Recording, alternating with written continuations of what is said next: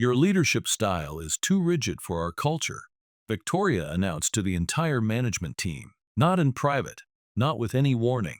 Right there in the Monday morning meeting, with every department head watching. My name is Colin Drake, 47 years old, operations director at Iron Veil Robotics for 7 years, until about 10 minutes ago. I nodded once, closed my laptop, and said, "Understood." Victoria had been president for all of 8 weeks, brought in by investors who wanted someone with vision and presence to make the company more attractive for acquisition. She wore designer suits, used phrases like synergistic alignment, and had never once visited our manufacturing floor. I cleared my office without argument in 22 minutes flat, taking one cardboard box for personal items and another for the binders I'd meticulously built over 7 years vendor contacts, pricing structures, delivery schedules, the invisible architecture holding everything together. "Colin, this isn't personal," Victoria said, appearing in my doorway as I packed, her voice softer now that we were alone. "We just need someone with a more collaborative approach." I kept packing. "The past 4 quarters speak for themselves," I stated. "Numbers aren't everything in modern business," Victoria counted. I didn't bother explaining that those numbers, the $12 million in annual revenue, up from $5 million when I started, came from relationships, from trust built slowly and methodically with suppliers across the Midwest, from handshakes and site visits, and from remembering names of people's kids, because Victoria wouldn't understand that my rigid leadership style was what kept raw materials arriving on time during the supply chain collapse of 2023, or that my outdated processes were why we could price our products 6% lower than competitors and still maintain healthy margins. I shook hands with my team on the way out and wished them success. I meant it. They were good people who deserved better than what was coming. On the drive home, my phone lit up with messages. Shocked colleagues, confused vendors who'd already somehow heard. I didn't answer. Instead, I turned toward the Mississippi River and parked at an overlook. For the first time in 7 years, I had nowhere to be at 1 p.m. on a Monday. "Congratulations on your freedom," I muttered to myself, watching barges push against the current below. I knew what would happen next. I'd seen this movie before. The first hints were already there in Victoria's office. The MBA jargon, the vendor portal software she'd mentioned implementing, and the consulting firm she'd brought in to modernize procurement. What she didn't know was that every major supplier contract was personally negotiated by me, built on handshakes and mutual respect, not software platforms. There was no transition plan because nobody had asked for one, and now nobody ever would. I joined Iron Veil when they were a struggling outfit in an old warehouse near the rail yard. Their product line, specialized factory automation components, was solid, but they couldn't deliver consistently enough to land major contracts. The owner, Harold Blackwell, was an engineering genius with no mind for logistics. "I need someone who can fix this damn supply chain mess," Harold had told me during my interview, pointing to a whiteboard covered in delivery delays and cost overruns. "You military guys understand systems," he'd said. "Make this work, and I'll make it worth your while." After 15 years as a logistics officer in the Army, I knew how to build reliable supply chains not by bullying vendors into submission that never works long-term, but by creating mutual dependency. Partnerships where both sides had skin in the game. I spent that first year on the road, visited every critical supplier personally, and learned their capabilities, their constraints, and their aspirations. Some were small family operations in places like Lima, Ohio, or Dubuque, Iowa. Others were divisions of larger corporations where the right relationship with a purchasing manager meant priority status during shortages. By year 3, we had the region's most robust supply network. When competitors were shutting down production lines due to parts shortages, we kept running. Our delivery reliability hit 98.6%, and customer retention reached 91%. Harold understood the value. "Whatever you're doing with these suppliers, keep doing it. He'd say at our monthly reviews. Best investment I ever made was bringing you on. But Harold sold the company last spring, saying he was ready to retire, fish more, and see his grandkids. The investment group that bought Iron Veil immediately started professionalizing operations. New software, new reporting structures, new KPIs, and finally, Victoria. The first crack appeared during her second week. She canceled my quarterly supplier visit trip, calling it an unnecessary expense in the digital age. The second came during a strategy meeting where she dismissed my concerns about changing payment terms with key vendors. They'll adjust, she said confidently. We're too important to them. The third was overhearing her tell someone on the phone that operations was stuck in the last century and needed fresh blood.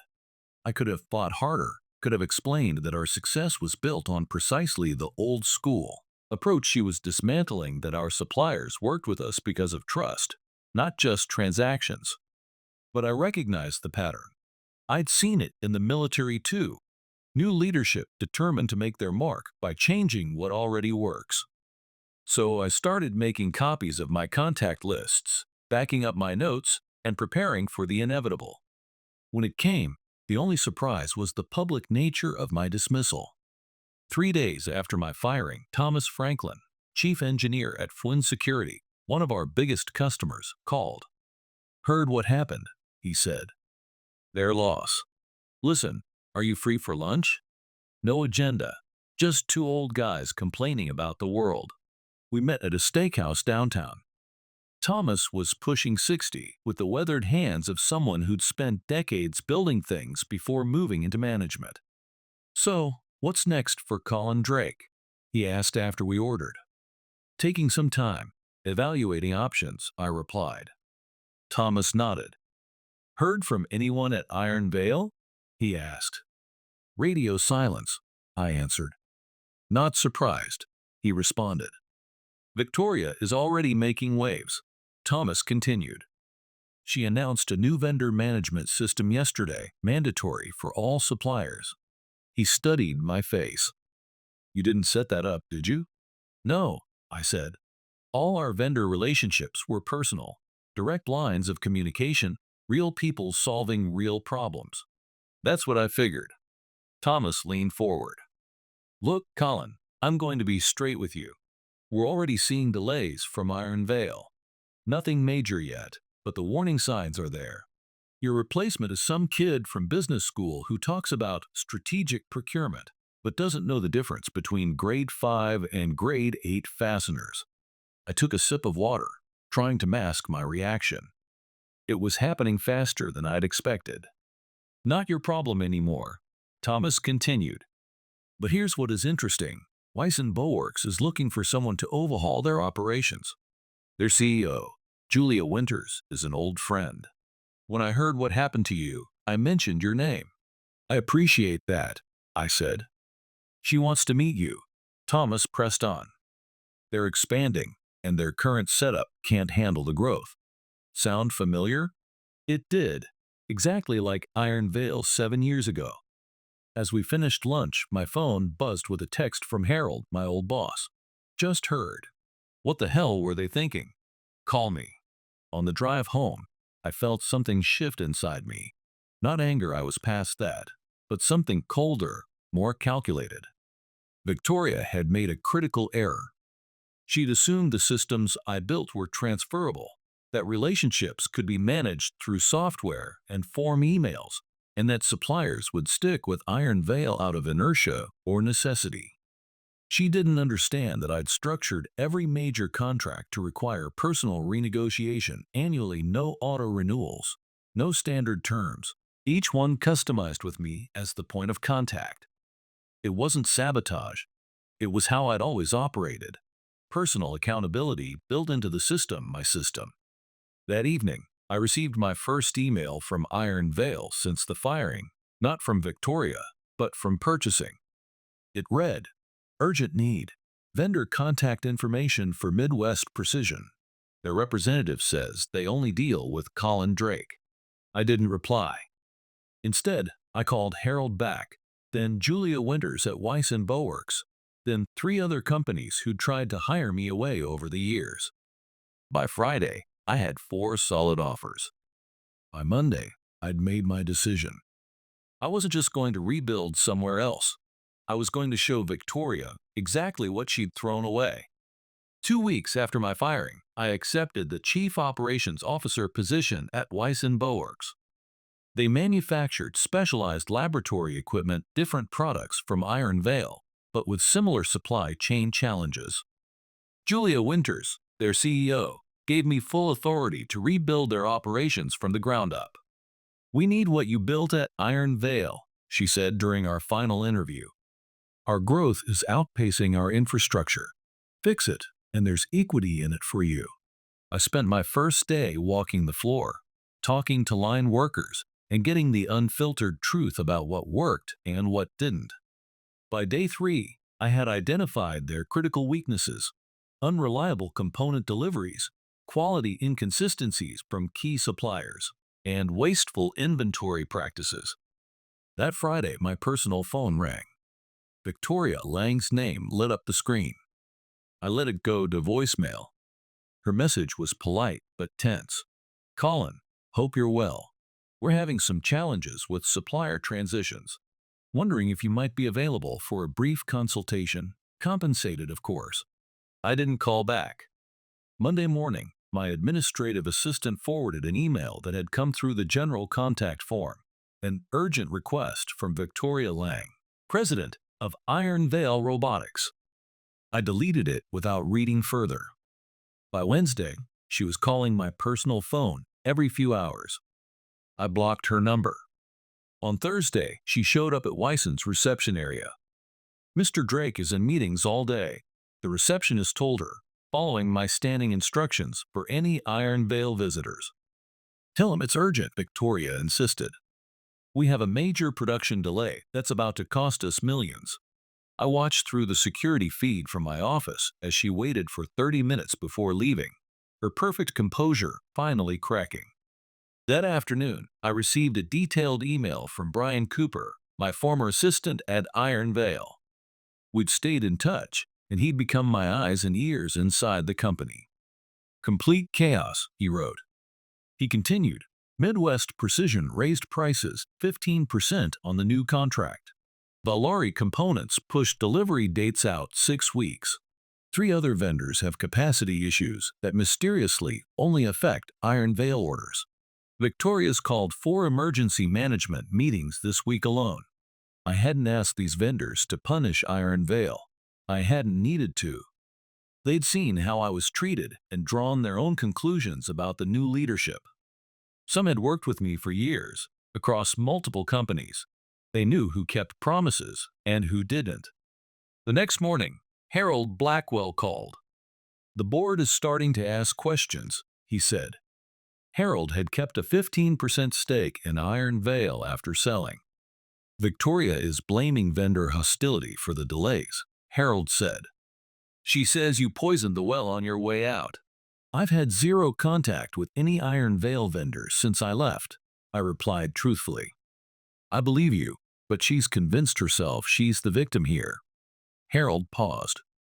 "They lost the Braxton contract yesterday," he continued. "They couldn't guarantee delivery dates.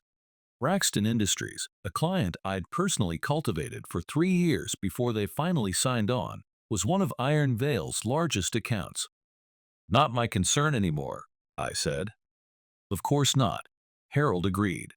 "By the way, how's the new gig?" "Different challenges, similar solutions," I said. I hesitated, then added, "I might need to bring on some additional manufacturing capacity soon. Know anyone looking to sublease factory space?" Harold chuckled. "Funny you should ask. I might have some leverage to help with that very soon." A week later, I received a formal letter from Iron Vale's legal department claiming I had violated non-solicitation agreements by interfering with their vendor relationships. I forwarded it to Julia's legal team without comment. The response came back within hours. No merit, no evidence, no concern. They were right. I hadn't solicited anyone. I had simply stepped aside and let reality take its course. That night, I slept better than I had in months. A month into my new role at Wyson, I received a message on LinkedIn from Eleanor Hayes, Iron Vale's head of finance. We'd worked well together during my time there, both of us detail-oriented, process-driven professionals who preferred results over politics. "Can we meet?" was all she wrote. We chose a coffee shop halfway between our offices. Eleanor looked exhausted, the kind of bone-deep fatigue that comes from fighting unwinnable battles. "They're blaming you for everything," she said after we sat down. "The vendor issues, the production delays, the lost contracts. Victoria's built this narrative that you sabotaged the company on your way out." I stirred my coffee. That would require planning I didn't have time for, given the 10-minute notice of my termination. "I know, but here's what you don't know." Eleanor lowered her voice. "Victoria was brought in specifically to cut costs and prep the company for a quick flip. The investors want to sell within 18 months, and they need to show consistent 20% margins. Iron Vale was already profitable," I noted. "Not profitable enough for them," Eleanor said. "Your vendor contracts were too fair, they protected both sides." She pulled out her tablet and opened a spreadsheet. "Look at these targets," she said. "They need to squeeze an additional 12% out of the supply chain." I studied the numbers. "Impossible," I said. "Not without gutting quality or shifting to overseas suppliers, which would create months of production gaps and destroy the company's reputation for reliability." "There's more," Eleanor continued. "Victoria didn't fire you because of your leadership style. She fired you because you were the only one who would have challenged these targets. The rest of us were kept in the dark until after you were gone. That's why it was so public," I realized.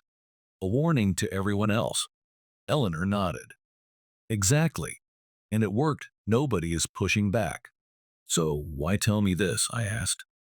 She closed her tablet. "Because I handed in my resignation yesterday," she explained. "I'm not participating in what comes next." And she hesitated. "There's a board meeting next week. They're going to discuss emergency measures, including potentially closing the St. Paul facility and moving production to Mexico. 200 jobs gone." "Harold won't let that happen," I said. "Harold's being pressured to sell his remaining shares. They're making it very difficult for him to say no," Eleanor said. I walked Eleanor to her car, thanked her for the information, and drove straight to Harold's house. I found him in his garage, tinkering with an old motorcycle. "They're going to gut the company," I told him, relaying what Eleanor had shared. Harold put down his wrench and wiped his hands on a rag. "I've been feeling the squeeze," he said. "Bastards want my shares at 10% below what they're worth." "Don't sell," I said. "Easy for you to say," Harold replied. "You're not getting calls from their lawyers every day." I leaned against his workbench. "What if there was another option? What if Wyson acquired Iron Vale instead?" I asked. Harold stared at me. "You're serious?" "Julia's looking to expand. She needs manufacturing capacity. Iron Vale needs leadership that values what it's built." "It makes sense," I said. "Victoria's investors wouldn't sell to you. Too much ego involved now," Harold said. "But they would if Iron Vale was on the verge of collapse, if their only hope of recovering their investment was a fire sale," I replied. I met his eyes. "How long until the cash flow problems become critical?" Harold thought for a moment. "At the current burn rate, 6 weeks, maybe 8. "And if key suppliers continued to have capacity issues?" I pressed. "If more customers followed Braxton out the door?" A slow smile spread across Harold's face. "Colin Drake, you calculating son of a gun." "I'm not suggesting anything unethical," I clarified. "I'm merely speculating on market conditions." Harold nodded. "Of course, purely hypothetical." That night, I drafted an email to Julia outlining an acquisition opportunity that would solve our manufacturing constraints and give us access to complementary product lines and customer relationships. I wasn't orchestrating Iron Vale's downfall. Victoria and her investors were doing that all by themselves. I was simply positioning Wyson to pick up the pieces and save those 200 jobs in the process. For the next month, I focused entirely on strengthening Weisson's operations. We implemented new inventory controls, streamlined production flows, and established clear quality standards. More importantly, I rebuilt their supplier relationships using the same approach that had worked at Iron Veil: personal connections, mutual benefit, and long-term thinking. Meanwhile, Iron Veil's situation deteriorated exactly as I'd predicted, not because I interfered, but because Victoria's aggressive cost-cutting and impersonal vendor management created natural consequences. 3 more clients suspended orders this week. Brian texted me. Production's running at 40% capacity. They've started layoffs. I forwarded the update to Julia, adding it to the acquisition case I was building. She'd been initially skeptical, but was coming around as the financial advantages became clearer. If we move, it needs to be soon, she responded, before they lose too much value. The following Friday, I received an unexpected visitor at Wyson. Thomas Franklin, my contact from Flynn Security, showed up unannounced. "Got time for lunch?" he asked. Over sandwiches at a nearby deli, he explained his presence. "We're pulling all our business from Iron Veil. Can't rely on them anymore." "Sorry to hear that," I said, meaning it despite everything. I took no pleasure in seeing good people hurt by bad leadership. "We need a new supplier," Thomas continued. "Someone who can deliver the components we need without drama. Someone like Wyson." I sat down my sandwich. "We don't currently manufacture the same components as Iron Veil. But you could," Thomas smiled, "with the right equipment and expertise." "Hypothetically, yes. What if I told you Flynn is prepared to sign a 3-year contract with significant volume guarantees, enough to justify setting up a new production line?" This wasn't just an opportunity for Wyson. It was leverage for the acquisition. A guaranteed customer base would make Iron Veil's assets and workforce even more valuable to us. "I'd need to discuss it with Julia," I said, "but it's certainly interesting." When I brought the proposal to Julia that afternoon, along with updated information on Iron Veil's declining situation, she made her decision. "Make them an offer," she said, "but do it through Harold first. Test the waters before we show our full hand."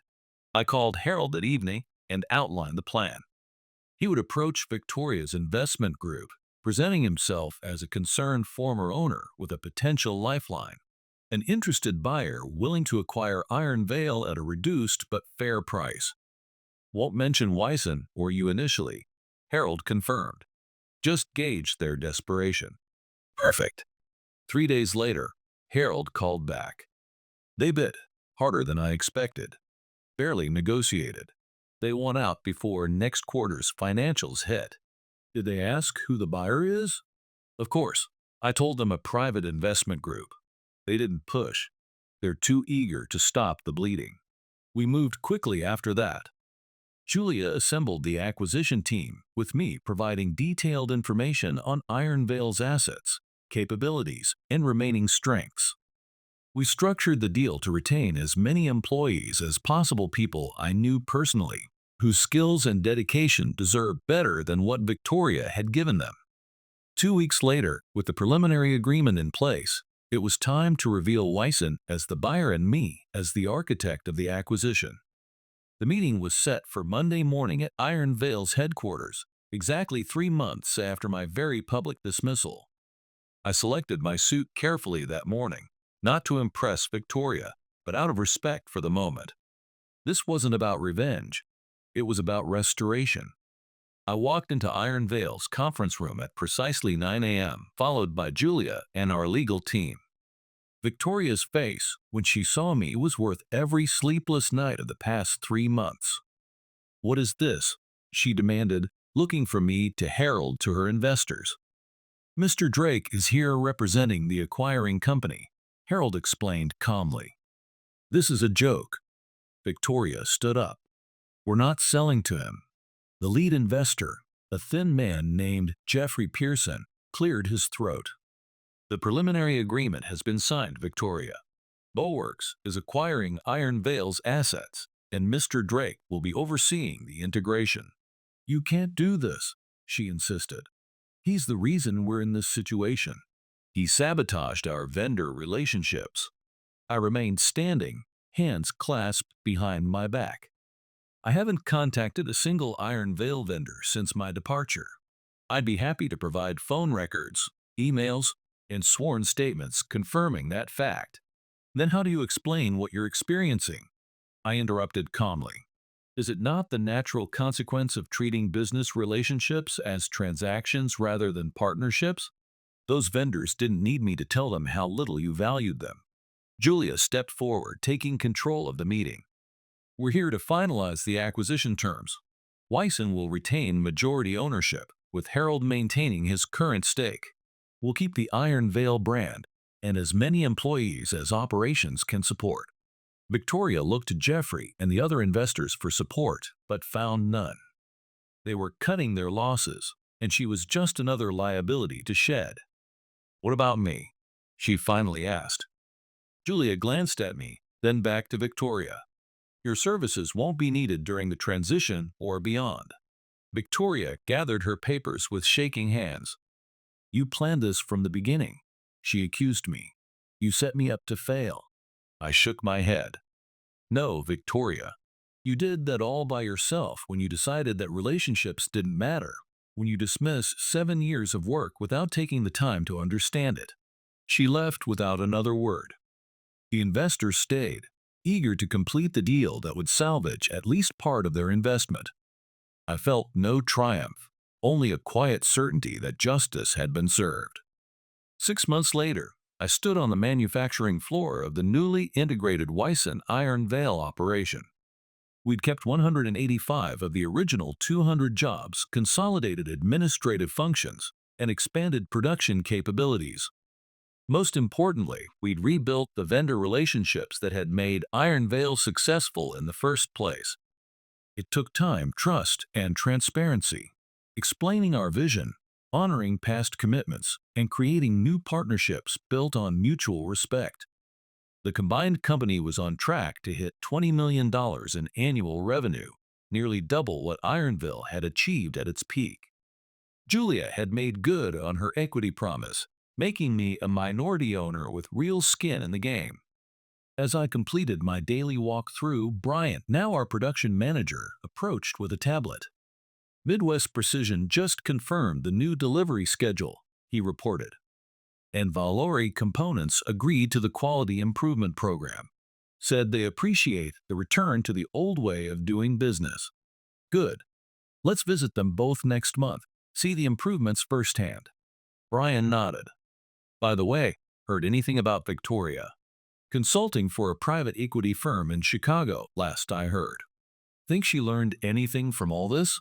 I considered the question as we walked past workers assembling laboratory equipment alongside robotics components, the integrated product lines that gave us our competitive edge. Probably not the right lesson, I finally answered. People rarely do. That evening, I stayed late reviewing plans for our next expansion. Harold stopped by on his way out, a fishing trip planned for the weekend. You proved your point, he said, leaning against my office doorway. Built it back better than before. It wasn't about proving a point. Harold smiled. Sure, Colin. Whatever helps you sleep at night. I returned to my paperwork after he left, but my mind drifted to that day by the Mississippi when I sat watching barges fight the current. Sometimes, going with the flow isn't the answer. Sometimes, you have to push back not with anger or vengeance, but with quiet determination. I hadn't set out to destroy Victoria or to take over Iron Veil. I'd simply refused to let good work be undone by someone who couldn't see its value. That was revenge enough.